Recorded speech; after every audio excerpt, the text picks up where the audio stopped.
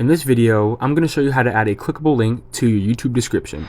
If you find this video helpful, please consider subscribing and leaving a like. So first, I'm going to go ahead and open up my YouTube Studio app because I want to edit my video and add a link for you guys. So I'm going to choose my random video. I'm going to go to edit and edit my description. And then I'm going to add a link. So as you can see, there's a link right here, right?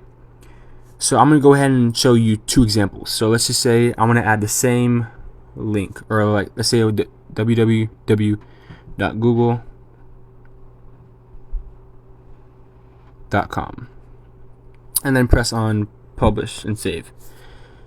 So if I open this video in YouTube, you'll see if I go to the description, you can see that www.google.com did not work, but this link on the top did.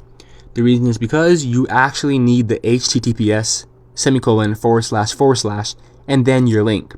So if I go ahead and edit this again and I type in the stuff that I just told you guys, if I type in HTTPS //